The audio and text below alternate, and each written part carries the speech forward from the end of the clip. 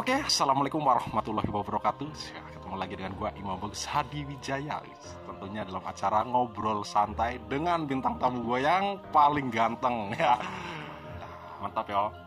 Kali ini pembahasannya itu sangat spesial di malam Jumat. Esok ya, tetap ngirimi malam Jumat loh. Tentunya kalau malam Jumat itu pembahasannya itu sedikit tentang misteri, karena tamu gue ini salah satu orang yang bisa melihat dunia nyata. Dunia gaib tentunya ya. Katanya. Ini bersama Bang Caung. Wis. Gimana Bang, sehat? Sehat, alhamdulillah. Sehat. Ya. Sekarang masih sehat. Cuma batuk-batuk dikit aja. Iya, jangan bilang corona ya. Nah, yang mau gue tanyakan itu sebagai orang yang mempunyai kelebihan itu pasti dia pernah melihat sosok-sosok astral gitu yang tentunya berbagai wujud. Nah, kalau lo, menurut lo pernah nggak lo lihat sosok yang paling serem? Yang paling serem sih nggak pernah, karena semua sudah terbiasa dalam hidup. Iya. Pengalaman hidup dari awal memang kita nggak tahu kalau yang kita lihat itu makhluk astral. Dari umur kelas 6 lah, dari kelas 6 SD saya dulu pernah ngerasa punya kawan itu ya kawan main, dan saya belum merasa kalau itu saya bisa melihat sesuatu yang tidak bisa orang lain lihat. Saya masih anggap itu ya teman main ya orang lain lihat ya saya bisa lihat. Saya masih anggap itu dulu. Oh, jadi itu tuh lo punya kawan masih kecil itu, cuman menurut lo itu kawan lo tapi orang lain itu nggak bisa lihat ya, gitu ya? Kurang lebih seperti itu. Kalau sekarang masih ada nggak? Sekarang semenjak gua sadar kalau itu bukan makhluk biasa, dia udah nggak ada. Jadi gua masuk MTS, kelas 1 MTS, dia udah nggak ada. Berarti lama juga kawan sama lo ya? Iya, sekitar dari kelas 4 SD sekitar 2-3 tahun lah gua main sama dia. Itu wujudnya anak kecil biasa.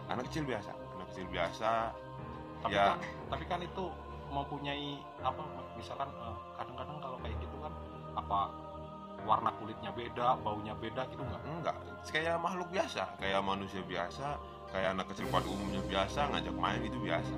Mungkin itu hantu sejenis bloy. Hantu bloy, mungkin lebih bisa dibilang hantu bloy. Tapi kalau pertama kali itu pernah nggak lihat yang sampai lo takut gitu pertama kali? Pengalaman dari gua sadar kalau mata gua ada sedikit keanehan, yaitu menurut gua. Tapi ada yang orang bilang, oh itu dari pandangan jin, pandangan ini. Ya gua, Allah alam itu gua nggak tahu. Yang gua pahamin, apa yang gua lihat itu yang gua tahu. Dan pertama kali gua ngelihat itu sampai gua nggak bisa bangun sekitar 3 hari 3 malam gua tuh di rumah. Ya itu yang menurut gue paling serem ya di situ. Pertama kali gue ngelihat makhluk yang menurut gue serem ya, karena itu pertama kali. Bentuknya hanya separuh badan, jadi cuma kaki aja, ke atasnya nggak ada. Kira-kira itu cowok apa cewek? Nah itu nggak kelihatan. Saya mau nanya KTP-nya juga dia nggak bawa KTP. Kurang ajar gitu. Ya masalahnya kalau makhluk seperti itu buat KTP, yang kerok itu capil. Terus kalau sekarang masih nggak berhubungan sama makhluk-makhluk gitu? Ya sampai sekarang sih masih tetap, tapi nggak begitu merespon. Dia ada, gua tahu dia ada, ya sudah, masing-masing aja gitu aja. Nggak terlalu ikut arus dia, nggak, biasa aja. Kalau ada depan gua dia ngajak ngobrol, dia ngajak ngopi, oke kita ngopi. Kalau dia mau cuma sekedar nongol ya sudah. Itu jatuhnya kawan atau musuh atau biasa gitu, kayak sama orang nggak kenal, tahu tapi nggak kenal gitu? Ada yang bisa dibilang kawan, ada yang cuma sekedar lewat gitu juga ada. Macam-macam sih, nggak semua makhluk begitu juga mengganggu gitu, enggak. Selama kita ngelihat dia ada di situ ya sudah, biarin dia nggak ganggu ya sudah gitu. Nggak sampai aneh-aneh gitu, enggak. Kalau berantem pernah nggak? Kalau berantem waktu itu pernah, waktu rebutan janda kayaknya. Tiga kayaknya. Misalnya, Kalau janda mah itu urusannya Mas Angga. dia belajar dari pengalaman hidup. Di awal gua sadar kalau mata gua aneh. Ya waktu gua dulu pernah mungkin gua ngerasa dulu dibuang sama orang tua. Cuman sekarang baru gua mikir kalau itu banyak manfaatnya gitu. Gua dulu dipondokin, lulus SD gua dipondokin, dan gua baru ngerasa itu setelah gua dipondokin itu kalau gua punya mata ini ada kelainan gitu lah ya. Kalau kelebihan kayaknya terlalu ini banget. Kalau menurut gua kayaknya kelainan kalau begini mas. Sebenarnya gua juga pengen kayak orang normal biasa yang lihat cewek itu cantik, yang demen gitu. Jangan yang dilihat, aduh malu apa lagi yang dilihat begitu ya. Males juga sebenarnya. Berawal dari mondok itu mungkin sekitar baru MTS itu kelas 1, mungkin baru 1 tahun. Diajak temen sholat malam, sholat tahajud. Gue pikir diajak sholat tahajud, oke lah ini ajakan baik gitu kan. Gue ikutin. Dulu di pondok itu laki-laki dipanggil mamang, perempuan itu dipanggilnya bibi. Jadi si temen ini orang Sukabumi sana, kurang lupa sih nama daerahnya, cuman ingat mukanya, namanya masih ingat. Diajak sholat malam, mang sholat malam yuk katanya. Sholat apa? Sholat tahajud. Temenin lah, gue takut sendirian katanya. Ngomong Sunda, pakai bahasa Sunda. Ya udah mang, ayo mang kita temenin. Dia sholat, gue juga sholat. Pas masih gue berpikir dia sholat, terus gue nongkrong aja kan, gue nggak mungkin kan. Ini niatan baik, ajakan baik, gue sholat. Nah di situ gue sholat, entah dia itu baca doa apa, mungkin terlalu panjang, dan yang gue masih polos. Gue rasa, ya permintaan gue, doa gue, komunikasi gue sama yang Maha Mencipta udah cukup sampai sini gitu kan. Jadi gue udah ngantuk tuh, gue pengen tidur lagi. Tiduran itu gue mesti tidur. Nggak lama ada yang lewat tuh depan musola itu. Tapi kan lu tidur. Ya gue belum tidur, masih tiduran gitu aja. Masih ya tidur ayam lah kalau kata orang itu. Gue lihat kayak ada orang lewat. Dia berpikir pikiran gue itu mamang lain lagi gitu kan, mau sholat. Ya gue bangun, gue lihat, karena itu yang kelihatan cuma sarung ke bawah tuh. Itu kelihatan itu. Itu kelihatan di kaca, itu cuma itu aja. Gue keluar. Pas gue keluar, mungkin begitu gue keluar dari pintu, jarak dia itu nggak nyampe 5 meter, sekitar 3 meter. Gue kaget. Gue ngeliat ke bawah, ke atasnya itu nggak ada sama sekali. Itu nyata itu nyata. Itu gue melek bener, gue nyata. Gue belum tidur, orang masih sekitar jam 2. Itu bangun udah lama, diajak sholat malam. Begitu gue sadar kalau itu di atasnya itu nggak ada orang, gue balik lagi ke kawan gue belum selesai, dia masih doa. Sampai gue ganggu sama gue, mama kenapa kata?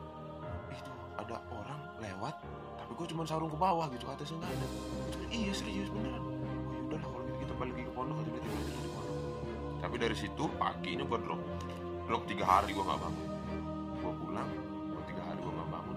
Gue konsultasi gue sama paman sih. Paman juga dia sekitar udah 30 lah, dari tahun 91 dia berangkat menuntut ilmu di daerah Jawa. Pulang itu sekitar ya udah tahun 2000-an dia pulang berangkat lagi. Pas kebetulan paman pulang, konsultasi kita kan.